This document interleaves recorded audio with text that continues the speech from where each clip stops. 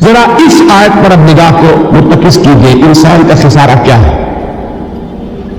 دیکھیے، سب سے پہلے میں آپ کی توجہ دلاؤں گا، ذرا آنکھیں کھول کر قلب حساس کے ساتھ نوع انسانی کا مشاہدہ کیجیے، کیسے کیسے دکھ، کتنی تکلیفیں، کتنی محنت، کتنی مشقت ہے جو ہر انسان کا مقدر۔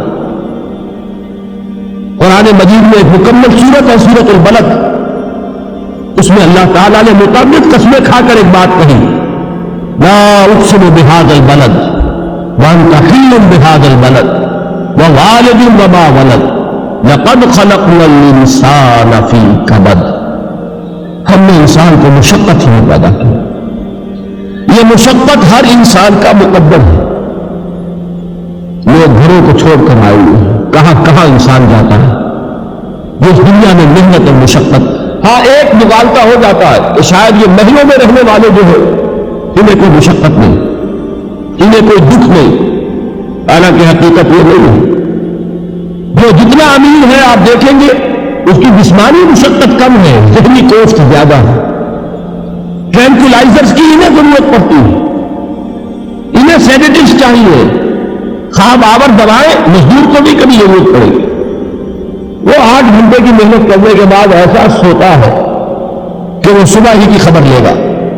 اور یہ وہ لوگ ہیں کہ جن کو ہپنوٹکس، خواب آور دوائیاں، سیڈیٹیوز، مسکی ادویات، یہ سارا لیبیم اور یہ ویلیم اور یہ فلاں اور یہ فلاں، یہ کیا جاتا ہے؟ ذہنی سکون اور اطمینان انسان کو حاصل نہیں۔ کسی کی ذہنی جسمانی مشقت ہے، کسی کی ذہنی مشقت۔ میں آپ کو یاد دلانا چاہتا ہوں مہاتما گوتم بدھ کا معاملہ۔ 30 برس کی عمر میں کپل وستو کا شہزادہ محل کو چھوڑ کر نکل گیا، جوان بیوی کو سوتا ہوا چھوڑ کر گیا، شیر خوار بچے کو چھوڑ کر گیا، راجدھانی میں رہنے والا محل کا باسی، مجھے یہ معلوم ہے کہ باپ کے بعد مجھے یہ سلطنت ملنے والی ہے، کیوں گیا؟ کبھی کبھی آپ نے سوچا؟ اس نے انسان کے غم اور دکھ کا مشاہدہ کیا۔ اس نے دیکھا کوئی اندھا ہے، ٹھوکر کھا کر گر رہا، کوئی والدین کھڑے ہوئے رو رہے ہیں اور ان کی نگاہوں کے سامنے ان کا نہایت محبوب بچہ دم توڑ رہا، اور وہ کچھ نہیں کر سکتا۔ اس نے سوچا یہ صدمہ کیوں انسان کا، یہ دکھ اس کا مقدر کیوں؟ اس صدمے سے، اس دکھ سے نجات پانے کی بھی کوئی شکل ہے کہ نہیں؟ انسانوں کی ایک عظیم اکثریت، شاہ ولی اللہ دہلوی رحمۃ اللہ علیہ کے الفاظ ہیں کہ وہ لدو اونٹ اور کولو کا بیل بن کر زندگی بسر کرتی ہے۔ جو 8 گھنٹے تک اینٹیں دھو رہا ہو، اس شخص کا تصور کیا وہ واقعی انسان ہے یا حیوان بن گیا ہے؟ اور 8 گھنٹے کی اس محنت کے بعد بھی ہو سکتا ہے کہ 2 وقت کی روٹی اسے پوری نہ ملے۔ اور یہ تو ہو سکتا ہے، نہیں ہوتا ہے کہ اگر بچہ بیمار پڑ گیا ہے تو شاید کوئی برتن بیچے بغیر اس کی دوا کا سامان نہ کر سکے۔ ایسا شخص کتنے بوجھ تلا دبا ہوا، کتنی مشقت کے اندر پسا ہوا۔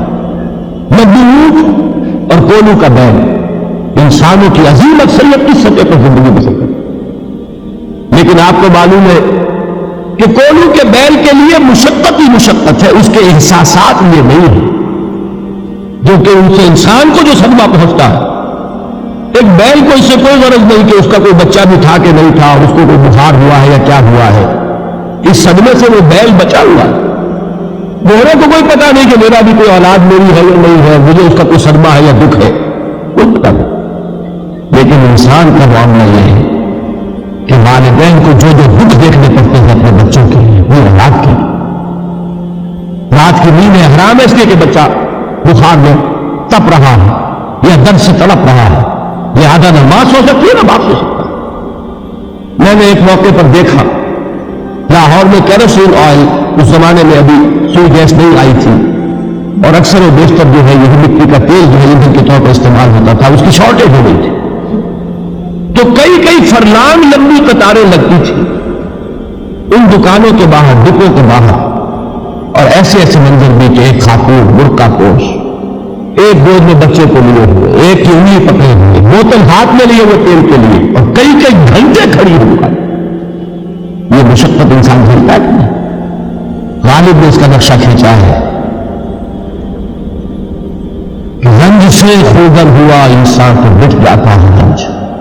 مشکلیں اتنی بڑی مجھ پر کہ آسان ہو ہم بھول جاتے ہیں، ورنہ واقعہ یہ کہ قلب حساس ہو اگر اور قید حیات بند غم اصل میں دونوں ایک ہے. موت سے پہلے آدمی غم سے نجات پائے کیوں؟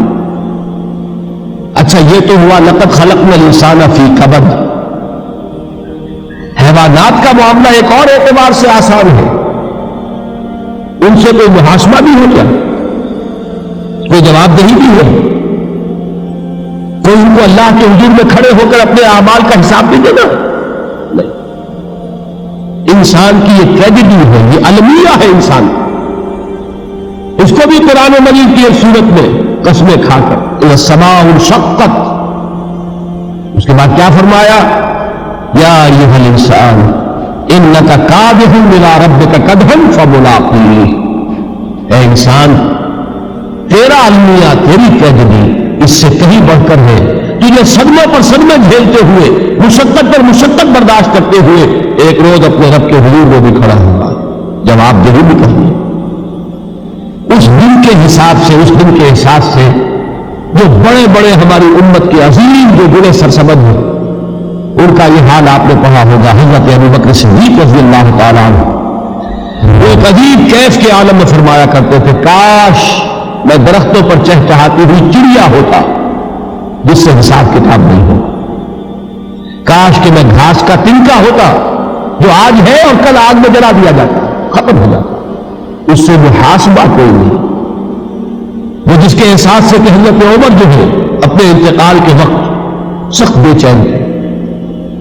ان کے بیٹے حضرت عبداللہ ابن عمر رضی اللہ تعالیٰ عنہما نے ان کا سر جو ہے وہ اپنے زانوں پر رکھ لیا تو کہا نیچے ڈال دو. ایک عجیب بے کلی اور بے چینی. انہوں نے کہا ابا جان آپ کیوں پریشان ہیں؟ آپ تو عشرۂ مبشرہ میں سے ہیں، آپ کو تو اللہ تعالیٰ نے جنت کی بشارت حضور کے ذریعے سے اس دنیا میں دی. حضرت عمر فرماتے ہیں کہ خدا کی قسم اگر قیامت کے دن عمر برابر سرابر پر چھوٹ گیا تو بہت بڑی کامیابی کی سبب. یہ احساس جن کو ہوتا. حضرت علی کا حال کیا ہوتا ہے؟ ابھی جو آپ نے حافظ صاحب سے سنا حضرت علی کا معاملہ کہ تیر پیوست ہو گیا تھا، کسی طرح نکل نہیں رہا تھا. حضرت علی نے فرمایا کہ اچھا چھوڑو مجھے، میں نماز کی نیت پڑھتا ہوں. یہ نماز کی نیت پڑھتے تھے تو برستے تھے، کانپتے تھے. کس کے سامنے کھڑا ہوں اور کس کے سامنے مجھے ایک دن جواب دہی کے لیے کھڑا ہونا ہوگا. لن تزول قدم ابن آدم، حضور نے خبر دی ہے ابن آدم کے قدم ہل نہیں سکیں گے. جیسے مجرم کھڑا ہوتا کٹہرے کے اندر، اس کٹہرے میں سے ہل نہیں سکو گے حتیٰ یسأل عن خمس، جب تک کہ 5 چیزوں کا حساب نہ لے لیا جائے. وہ 5 چیزیں کیا ہیں؟ کان کھول کر سنیے. عن عمرہ فیما افناہ، عمر کا حساب دو. یہ 80 برس اور 70 برس ہم نے تمہیں دنیا میں دیے، کہاں ضائع کیے. وعن شبابہ فیما ابلاہ، اور خاص طور پر جوانی کا دور، امنگوں کے دن، ولولے ہوتے ہیں، قوت ہوتی ہے، توانائی ہوتی ہے، آدمی چلتے ہوئے زمین پر پاؤں مارتا ہے، قوت جو ہے وہ اپنا اظہار چاہتی ہے. یہ جوانی کہاں جلائی؟ حساب دو، ایک ایک لمحے کا حساب دو. وہاں مال ہی من این اکتسبہ وفیما انفقہ، ایک ایک پائی کا حساب دو. مال کا کہاں سے کمایا تھا، حلال سے کہ حرام سے، اور کہاں خرچ کیا تھا، دل چھدوں میں، عیاشیوں میں، یا نیکی کے کاموں میں، ادائے حقوق اللہ کے دین کے لیے. 4 سوال ہو گئے. 2 زندگی کے بارے میں، ایک زندگی پوری بحیثیت مجموعی کہاں کس کام میں لگائی، اور خاص طور پر شباب کا دور کہاں لگایا. 2 سوال مال کے بارے میں، کمایا کہاں سے، حلال سے کہ حرام سے، جائز سے کہ ناجائز سے، خرچ کہاں کیا. اور آخری سوال وعما عمل فیما علم، جو علم حاصل کیا تھا اس میں عمل کتنا کیا. علم کے انبار لگاتے چلے گئے اور عمل کے آغاز کی بھی نوبت میں آئی. یہ علم جو ہے یہ اس روز سب سے بڑا وبال بن جائے گا. اتنا علم اور عمل کچھ نہیں، بجائے کہ کریڈٹ کا ذریعہ بنے یہ ان کا ڈیبٹ کا کھاتا بن جائے. یہ جواب دہی کا احساس ہے کہ جس کی وجہ سے انسان کی ٹریجڈی جو ہے وہ دوہری ہے. کوئی حیوان اتنے بوجھ پلے نہیں. مشقت کی، محنت کی، اس زندگی میں ختم ہوئے، اس کے بعد کوئی محاسبہ نہیں. اس کو بھی غالب نے خوب کہا ہے کہ اب تو گھبرا کے یہ کہتے ہیں کہ مر جائیں گے، اور مر کے بھی چین نہ پایا تو کدھر جائے. یہ ہے وہ ہیومن ٹریجڈی